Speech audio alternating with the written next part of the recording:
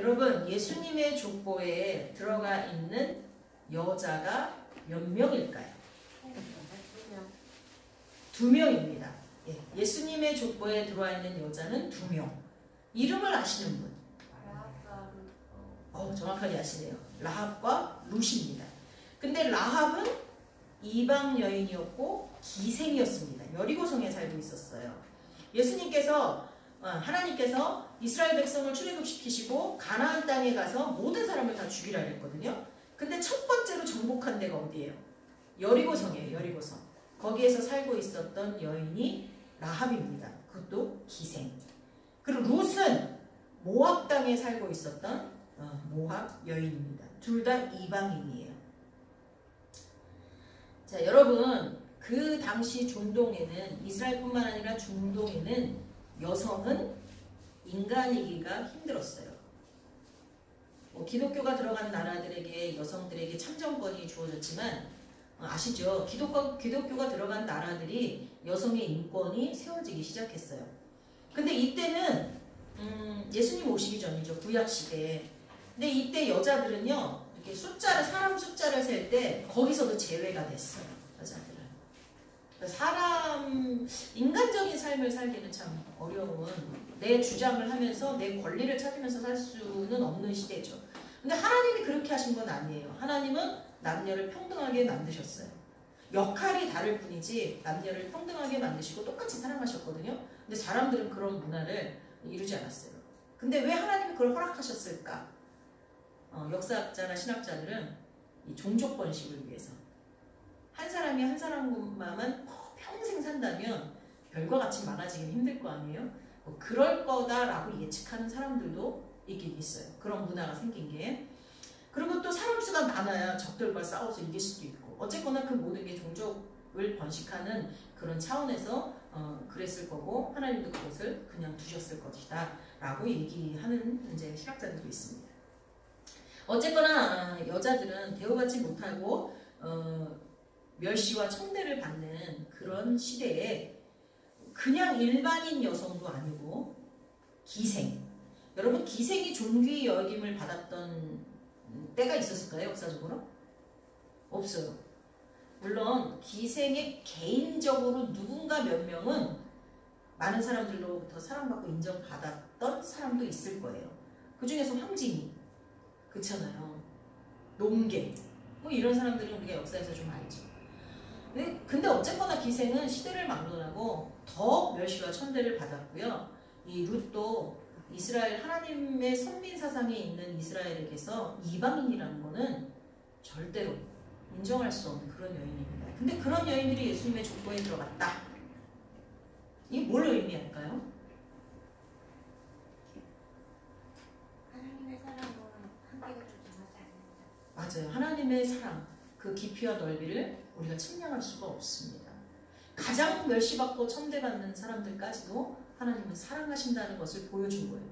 예수님이 역사상 가장 비참한 처형을 받으신 것도, 예수님이 가장 가난한 집안의 아이로 태어난 것도, 그것도 다 이 땅에서 가장 멸시 천대받는 그런 약자들까지도 하나님께서는 사랑하신다는 것을 우리에게 보여주시는 것입니다.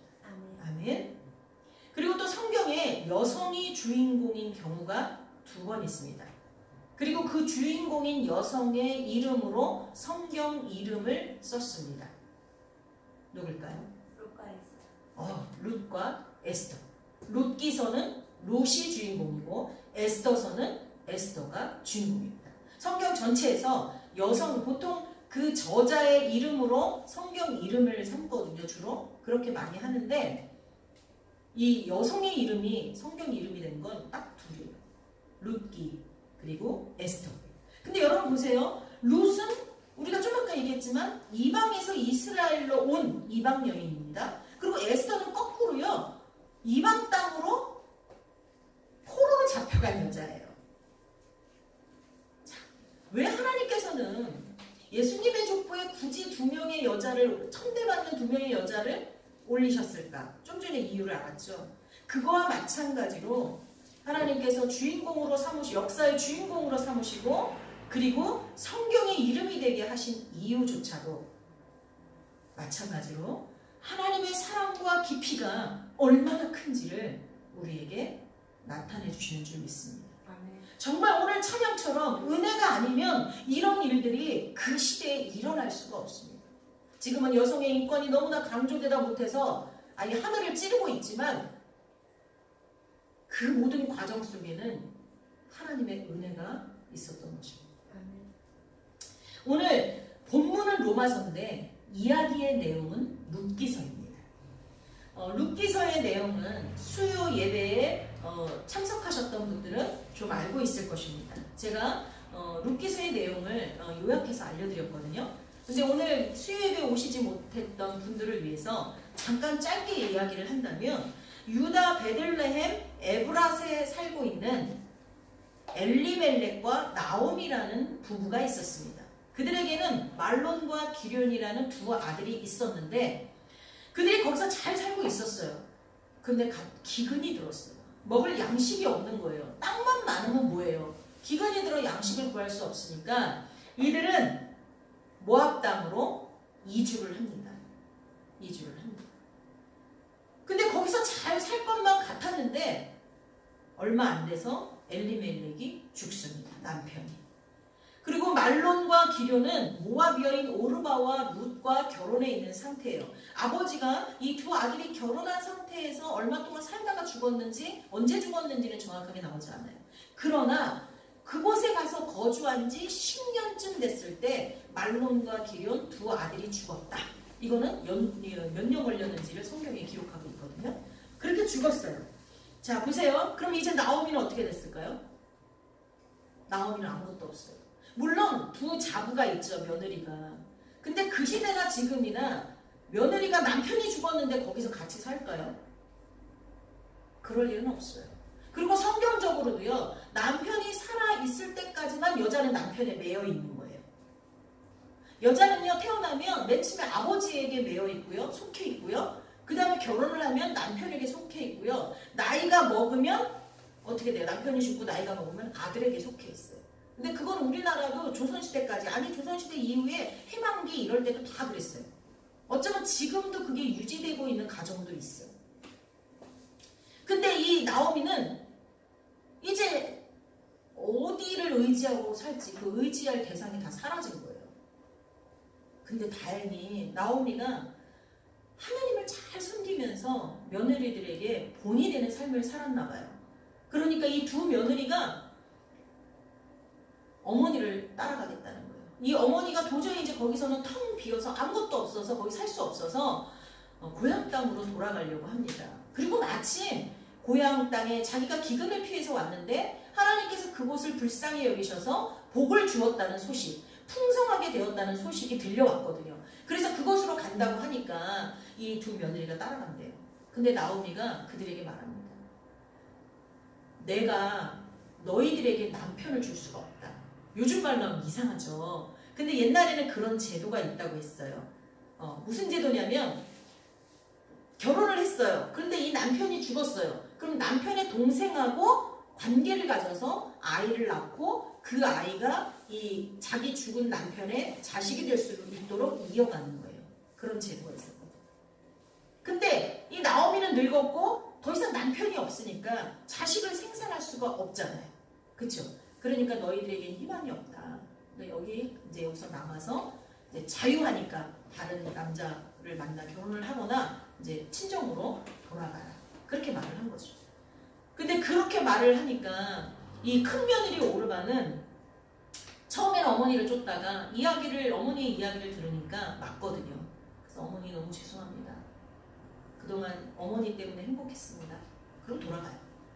그래도 그 정도만 해도 참 대단한 며느리 아닙니까? 고부사이죠, 대단한. 근데 룻은 어머님의 하나님이 나의 하나님이 되고 어머니의 땅이 나의 땅이 된다. 아예 신앙적 고백까지 하면서 이 나오미를 쫓아갑니다. 그리고 이 나오미가 이스라엘 땅으로 도착했을 때 마침 그때가 보리추수 때예요. 여러분 하나님의 은혜가 느껴지지 않습니까? 그가 여기를 버리고 다른 나라로 갔는데 다 잃고 돌아. 여러분 우리가 보통 시골에 살다가 서울로 가서 이렇게 막 뭔가 있던 사람은 시골에 다시 내려갈 때 어떻게 내려가고 싶어요? 등에 이고 지고 뭐 명예와 부와 이런 거를 다 가지고 가서 떡떡거리고 자랑하고 싶잖아요. 근데 서울로 올라와서 다 실패하고 아무것도 없이 다시 고향 땅으로 내려가고 싶겠습니까? 나오미도 마찬가지예요. 오죽하면 나오미라는 이름이 희락이라는 뜻인데 나를 마라라 불러달라고 그래요. 괴로움. 나오미가 왔네? 나오미가 왔네? 사람들이 그래요. 그러면서 뒤로는 뭐라 그럴까요? 아이고 저거 여기서 피해갖고 딴 데 가서 잘 산다고 가더니 남편도 잃고 뭐 아무것도 없네? 이랬을 거 아니에요. 그럼 나오미는 사람들이 흉보는 것보다 자기 자신이 더 그렇게 생각했어요. 말하라 말. 그런데 하나님은 인간적인 눈으로 보면 나오미가 아니라 마라인 삶을 다시 나오미의 삶으로, 희락의 삶으로 바꾸신 줄 믿습니다. 그래서 그렇게 하시기 위해서 준비한 것들이 바로 보리 추수 때 도착해서 아무리 돕고자 해도 그들이 지금 먹을 것이 다 떨어진 상태라면 나오미를 돕고 싶은 이웃들이 있다고 해도 도울 수가 없잖아요. 그런데 풍성할 때, 곡간에서 인신난다고 풍성할 때 나오미가 도착했기 때문에 가서 떨어지는, 이스라엘 법에는 밭에서 곡식을 거둘 때 항상 한 구퉁이를 남겨놓으라고 했어요. 나무에서 열매를 딸 때도 남겨놔야 돼요. 왜? 불쌍한 가난한 사람들과 불쌍한 과부와 고아를 위해서 남겨두라는 율법이 있잖아요. 여기 성경에 나오잖아요. 그런데 마침 보리추수 때에 가니까 그 한쪽을 남겨놔서 그걸 주울 수 있게 되었다는 것입니다. 여러분, 그런데 또 마침 이 룻이 찾아간 밭이 어디였어요? 자기 시아버지 엘리멜렉의 친척의 밭이었어요. 그리고 그 보아스는 아주 인품이 훌륭한 사람이었고 그것보다 더 하나님의 뜻을, 하나님의 계명이, 율법이 어떤 의미를 담고 있는지를 정확하게 아는 사람이었어요. 그래서 나오미가 롯에게 흘려보낸 그 사랑, 야 너 나 꼭 따라가야 돼. 니네가 한 번 시집 갔으면 시집 왔으면 끝까지 따라야지, 이렇게 하지 않고 며느리들을 위해서 자유를 주려고 했던 나오미의 그 사랑, 또 그 사랑에 더 큰 사랑으로 응답한 룻, 그리고 그 룻에게 은혜를 베푼 보아스, 이렇게 사랑이 서로 흘러가는 그 과정, 이 모든 것들이 한치의 오차도 없는 하나님의 계획이었는 줄 믿습니다. 아멘. 룻기서는 오늘 본문 말씀 로마서 13장 8절에서 10절, 이것을 아주 가장 정확하게 해석하고 있는 말씀입니다. 오늘 로마서 13장 8절에서 10절은 뭐라고 말씀하고 있습니까? 제가 다시 한번 읽어드리면, 피차 사랑의 빛 외에는 아무에게도 아무 빛도 지지 말라.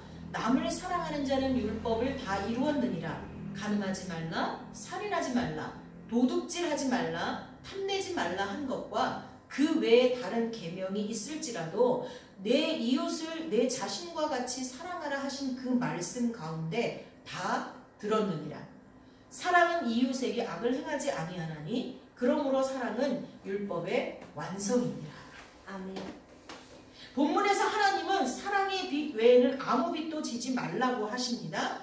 이것은 빚지지 말라는 말씀이 아니라 남을 사랑하는 것이 곧 율법을 다 이루는 것이라는 것을 강조하기 위한 것입니다. 여러분, 앞에다가 포인트를 두시면 안 돼요. 사랑의 빛에는 아무 빛도 지지 말라, 여기에 포인트가 아니라 그 정확한 의미는 남을 사랑하는 것이 곧 율법을 완성하는 것이다. 이어서 9절에 신명기 6장 4절에서 9절에 보면 십계명이 쫙 나오잖아요. 그 십계명 중에 6, 7, 8, 10 이 네 가지 계명을 나열하고 있습니다. 간음하지 말라가 먼저 나오는데 이게 7계명이고요. 살인하지 말라가 6계명입니다. 도둑질하지 말라 8계명, 내 이웃의 것을 탐내지 말라가 10계명입니다. 그런데 이것들과 네 가지를 예로 들었지만 성경에 보면 그거 외에 다른 계명, 그러니까 뭐예요? 1에서부터 4, 그 다음에 5, 그 다음에 5, 6, 7, 8, 9. 이 모든 다른 계명까지도 또 그거 외에 10계명으로 요약되기 전에는 더 많은 계명들이 있었잖아요. 더 많은 계명을 10계명으로 딱 압축했고요. 그 압축된 10계명이 뭘 의미하냐? 사랑이다. 사랑이라고 말씀하십니다. 간음하지 말라는 것도 간음 자체가 죄이기보다는 간음을 하면 이웃에게 어떻게 되는 거예요? 폐를 주는 거잖아요. 간음이라는 게 뭐예요? 원하지 않는 사람을 내가 성폭행하는 거잖아요. 물론 그거 성폭행이고 또 간음은 예를 들어서 이제 서로 좋아서 불륜을 저질렀다 하면 그 배우자들에게 큰 상처를 주는 거잖아요. 살인하지 말라도 마찬가지예요. 살인 자체도 죄지만 살인을 해서 한 생명을 빼앗으면 그 사람도 억울한 죽음을 당하지만 그 주변의 가족들이 얼마나 슬프겠어. 도둑질도 마찬가지예요. 남의 걸 탐내는 것도 마찬가지예요. 그러니까 모든 계명 안에는 그 원뜻은 이웃을 사랑하라는 거예요. 10계명 중에 1에서 4계명은 하나님을 사랑하라는 것이고요. 5에서 10계명은 이웃을 사랑하라는 것입니다. 5계명이 뭡니까? 내 부모를 공경하라. 그러니까 인간끼리의 관계 속에 주어진 계명은 5계명과 10계명인데 그 중에 가장 첫 번째 계명이 뭐예요? 부모를 사랑하라는 것이에요. 야고보서 2장 8절 너희가 만일 성경에 기록된 대로 내 이웃, 여기서 이웃이라고 하면 자꾸 옆집 사람 생각하시면 안 돼요. 나 아닌 타자, 다른 사람이라고 생각하셔야 돼요. 그리고 그 타자 중에서는 특별히 가족과 성도들을 생각하셔야 돼요. 아멘이십니까? 예. 이웃하니까 자꾸 옆집 사람을 생각하시는데 그게 아니에요. 나 아닌 모든 사람. 근데 그 중에서도 하나님 강조하세요. 가족과 성도. 내 이웃 사랑하기를 내 몸과 같이 하라 하신 최고의 법을 지키면 잘하는 것이거든요. 여기서도 또 강조합니다. 이웃을 사랑하는 게 뭐라고요? 최고의 율법이라는 거예요. 제일 꼭대기에 있는 율법이라는 것입니다. 이 말씀도 오늘 본문 로마서 13장과 같은 내용입니다. 이웃을 자기 몸과 같이 사랑하는 것이 최고의 법을 지키는 것이라고 말씀하고 있는 것입니다. 다시 말하면 율법의 최고는 사랑입니다. 왜? 하나님이 사랑이시기 때문입니다. 따라해 보겠습니다. 하나님은 사랑이시다. 예수님이 이 땅에 교회를 세우시고 교회를 통해서 하시고자 하시는 게 뭘까요? 말씀을 배우고 복음을 전하는 사람들을 길러내는 것입니다. 그래서 예수님 마지막 명령도 뭐예요? 땅 끝까지 이르러 내 증인이 되라 그랬어요. 근데 내가 예수님의 증인이 되려면 예수님을 경험해야 되잖아요. 예수님을 만나고 예수님을 많이 경험해야 되잖아요. 근데 그런 훈련이 개인적으로는 힘들어요. 이 교회를 통해서 말씀을 배우고 말씀을 듣고 예수님에 대해서 풍성히 알고 나가서 증거하는 게 교회가 세워진 목적이에요. 근데 그거보다 더 큰 목적이 하나 있어요. 뭘까요? 사랑으로 하나 되는 것입니다. 예수님이 머리, 그리고 우리가 다 눈, 코, 입, 귀, 팔, 다리 이렇게 각각 지체가 되는 거예요. 우리 찬양 한번 한 장 드릴까요? 우리는 사랑의 띠로.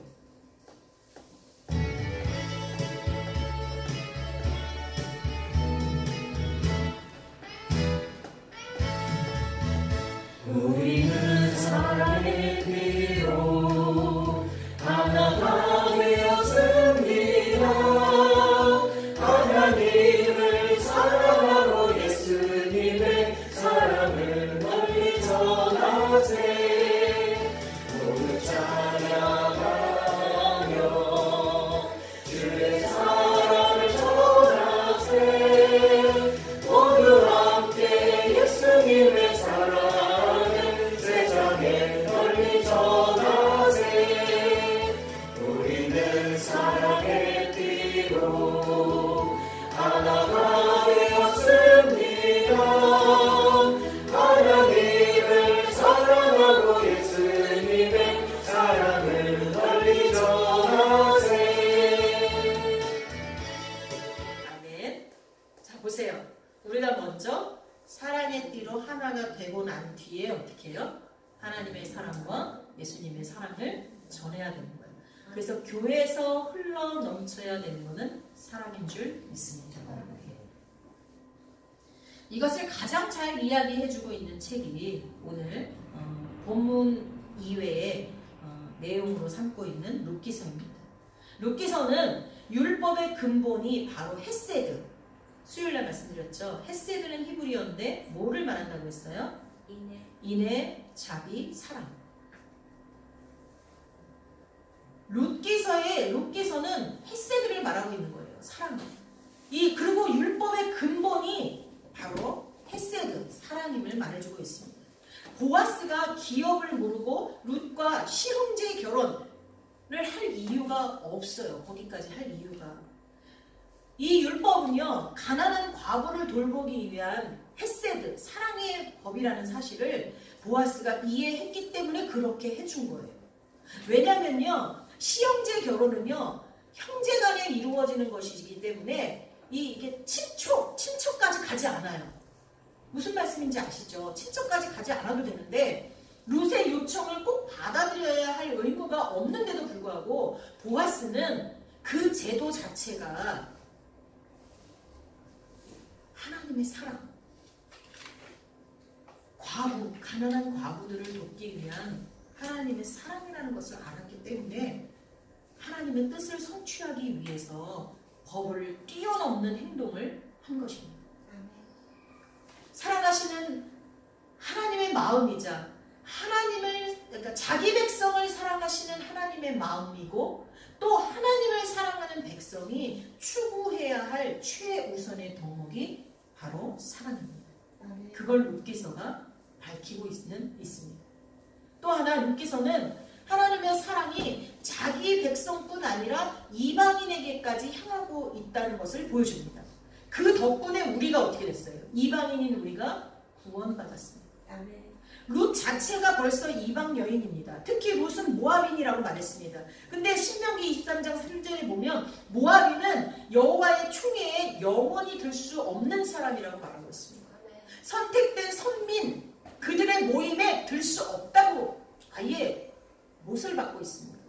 그럼에도 하나님은 나오미와 보아스를 통해서 그에게 하나님의 사랑을 베푸시고 그를 하나님의 백성이 되게 하셨습니다. 그 증거로 보아스는 룻을 향하여 내 딸아 이렇게 부릅니다. 여호와의 축복도 빌어줍니다. 이렇듯 룻기는 하나님의 사랑의 그 깊이, 그 넓이, 그 길이 우리가 감히 측량할 수 없음을 밝힙니다. 또한 하나님의 백성이 되는 조건이 혈통이 아님을 명시하고 있습니다. 내 부모가 하나님을 믿고 나도 하나님을 믿고 내 자식이 하나님을 믿고 이렇게 혈통적으로 하나님을 믿어간다면 더 큰 축복이겠죠. 그러나 내 부모가 전혀 하나님을 몰라. 그렇다고 해서 내가 예수님을 못 만나냐? 그렇지 않아요. 만약에 그랬다면 오늘날 저와 여러분은 하나님의 백성이 되지 못했을 것입니다. 오늘 저와 여러분은 룻기서와 로마서 본문을 통해 무엇을 깨닫게 되었습니까? 그것은 아마도 끝없는 하나님의 사랑일 것입니다. 또 하나님이 우리에게 요구하시는 것도 바로 사랑이라는 것을 우리가 깨닫게 되었을 것입니다. 여러분, 5월은 가정의 달입니다. 내 부모, 내 형제 자매, 그리고 나의 친척들, 나의 동료들, 특별히 우리 성도들, 여러분 사랑하시면서 그들의 연약한 믿음을 위해 눈물로 기도할 수 있기를 바랍니다. 여러분, 한 가지 이야기만 하고 마치겠습니다. 샌프란시스코에는 다리가 참 많습니다. 여러분, 우리 한강에도 다리 많은 거 아시죠? 한강에 다리가 몇 개나 돼요? 한번 나중에 찾아보세요. 네이버 검색해보세요. 근데 샌프란시스코에도 한강다리 못지않게 뭐 땅이 넓으니까 더 많을 수도 있겠죠. 저도 샌프란시스코에서 가본 적이 없고 다리를 세본 적이 없어서 몇 개나 되는지는 모르는데요. 그 많은 다리를 건널 때마다 통행료를 1달러씩 낸다고 합니다. 지금 1달러면 얼마 정도 되나요? 1,000원? 1,200원. 많이 올랐네요. 1,200원 정도 되는데 우리나라는 통행료가 여기 외곽도로, 서울 외곽도로 갈 때 900원 정도 하죠. 경차는 좀 싸고. 근데 여기도 이제 1달러씩 낸다고 합니다. 근데 어떤 사람이 통행료를 지불을 하는데 $2를 지불을 한 거예요. 그러면서 뒷차 거까지 지불합니다. 이렇게 한 거예요. 근데 이 앞차와 뒷차가 아는 사이냐? 그렇지 않아요. 제가 가면서 우리 재훈 집사님이 오는데 저 뒷차 지불할게요. 이게 아니에요. 전혀 모르는 남남이에요. 그러니까 뒷차가 와서 통행료 $1를 딱 내려고 하는데 요금 받는 사람이 앞차가 내셨어요? 그러는 거예요. 자기가 앞차 전혀 모르잖아요. 그러니까 이 사람이 너무 감동이 된 거예요. 그래서 그럼 내 걸로는 뒷차 해주세요. 이렇게 된 거예요. 그러고 나니까 또 뒷차도 똑같은 상황이 된 거죠. 앞차 난 모르는 사람인데 앞차분이 내주셨어요? 뒷차 이렇게 된 거예요. 그래서 그 다음에는 언젠가부터 요금을 낼 때 뒷차 거를 내는 그런 일이 생겼다고 합니다. 지금까지 유지되고 있는지는 몰라요. 예, 실화죠. 여러분 이것처럼 작은 사랑이 누군가에게 흘러갈 때 아주 큰 파급력으로 단단한 그 담도 무너버릴 줄 믿습니다. 여러분 그와 같은 사랑을 우리가 실천하는 저와 여러분이 되기를 예수님의 이름으로 축복합니다. 아멘. 우리 잠깐 기도하고 축도함으로 예배를 마치겠습니다. 사랑의 하나님 감사합니다. 오늘 말씀을 통하여 하나님의 크신 사랑을 우리가 깨달았습니다. 그리고 하나님이 성도된 우리에게 원하시는 것도 사랑임을 알게 되었습니다. 많은 계명들이 있지만 그 계명의 최고가 사랑임을 깨달았습니다. 사랑을 하면 율법을 완성한 것이라고까지 말씀하셨습니다. 하나님 아버지, 우리가 나를 좋아하는 사람을 사랑하는 건 쉽습니다. 나를 축복하는 사람을 사랑하고 좋아하는 것은 아주 쉽습니다.